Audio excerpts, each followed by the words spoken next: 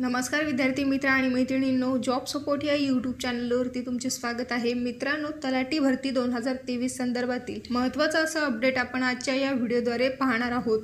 त्यापूर्वी चॅनलवर का जर तुम्ही पहिल्यांदाच आला असाल तर चॅनलला सबस्क्राइब करा, हा व्हिडिओ आवडल्यास लाईक करा। असेच नवीन व्हिडिओ आम्ही तुमच्यासाठी घेऊन येत असतो। तुमचे जर का काही प्रश्न असतील तर व्हिडिओला कमेंट करा आणि अशाच नवनवीन शैक्षणिक अपडेट्ससाठी आमच्या टेलिग्राम चॅनलवरती देखील जॉइन व्हा। चला तर व्हिडिओला सुरुवात करूया। मित्रांनो, तलाठी भरतीचा पेसा क्षेत्रातील निकाल अद्याप लागलेला नाही। या संदर्भातील आजच्या तारखेची ही न्यूज आहे की तलाठी पदासाठी 574 जणांचे भवितव्य याचिकेमुळे लटकले। सर्वोच्च न्यायालयाच्या निर्णयावर अवलंबून उमेदवारांचा निकाल। मित्रांनो, तुम्हाला माहितीच आहे, अधिसूचित केलेल्या क्षेत्रांच्या गावातील सरकारी नोकऱ्यांमध्ये अनुसूचित जमाती एसटी या आरक्षण प्रवर्गात असलेल्या स्थानिक उमेदवारांसाठी आरक्षण देण्याचा राज्य सरकारने निर्णय घेतला आहे।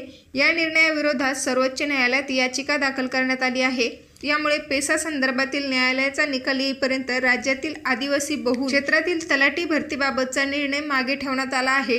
त्यामुळे 574 उमेदवारांचे भवितव्य हे सर्वोच्च न्यायालयाच्या निकालावरती अवलंबून आहे। मित्रांनो, बहुचर्चित तलाठी भरती परीक्षा TCS कंपनीकडून घेण्यात आली होती। ही परीक्षा एकूण 57 सत्रामध्ये 17 ऑगस्ट 2023 ते 14 सप्टेंबर 2023 या कालावधीत घेण्यात आली होती। आचारसंहितेपूर्वी सुमारे 1000 उमेदवारांना नियुक्तीपत्रे देण्यात आली आहेत। उर्वरित उमेदवारांना आचारसंहिता संपल्यानंतर नियुक्तीपत्रे देण्यात येणार आहेत। तसेच काही उमेदवारांची कागदपत्रे चारित्र्य पडताळणी जिल्हा स्तरावर सुरू देखील आहेत। दरम्यान अधिसूचित केलेल्या क्षेत्रातील गावातील सरकारी नोकऱ्यांमध्ये अनुसूचित जमाती या आरक्षण प्रवर्गात असलेल्या स्थानिक उमेदवारांसाठी आरक्षण देण्याचा राज्य सरकारने निर्णय घेतला आहे। या निर्णयाविरोधात सर्वोच्च न्यायालयात याचिका दाखल करण्यात आली आहे। राज्यातील आदिवासींची संख्या मोठ्या प्रमाणात धुळे, नंदुरबार, जळगाव, नाशिक, ठाणे, चंद्रपूर, गडचिरोली, भंडारा, गोंदिया, नागपूर, अमरावती आणि यवतमाळ या जिल्ह्यांमध्ये अधिक आहे। त्यामुळे या जिल्ह्यांमधील पेसा क्षेत्रातील सुमारे 574 उमेदवारांबाबत सर्वोच्च न्यायालयाचा निर्णय आल्यानंतरच निर्णय होण्याची शक्यता आहे। मित्रांनो, आदिवासींच्या लोकसंख्येप्रमाणे पदे देण्याच्या सरकारच्या धोरणाबाबत सर्वोच्च न्यायालयात खटला सुरू आहे। या खटल्याचा निकाल अद्याप लागलेला नाही।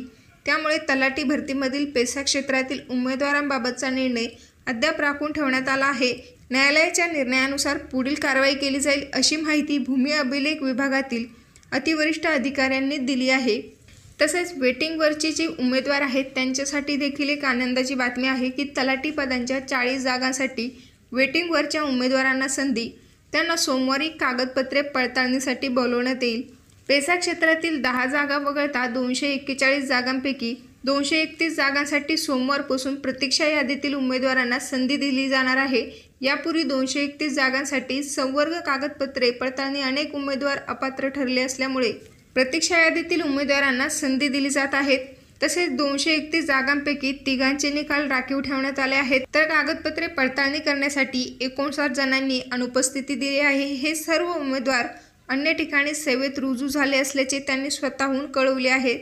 तर 22 जण अपात्र ठरले आहेत। त्यामुळे खुल्या संवर्गातून 22 जण, EWतून 4, OBCतून 8, NTB मधून 3, VJNT मधून 6, SBC मधून 3, ST मधून 19 तर SC संवर्गातून 30 जणांचा पत्ता कापला गेला आहे। त्यामुळे प्रतीक्षा यादीतील उमेदवारांना या 40 जागांवर संधी दिली जाणार आहे।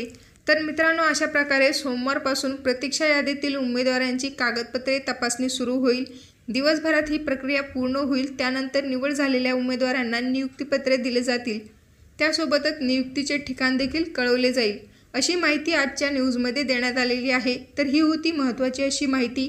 हा व्हिडिओ जर का तुम्हाला आवडला असेल तर लाईक करा, शेअर करा। भेटूया परत अशाच एका नवीन व्हिडिओसोबत। जय हिंद, जय महाराष्ट्र।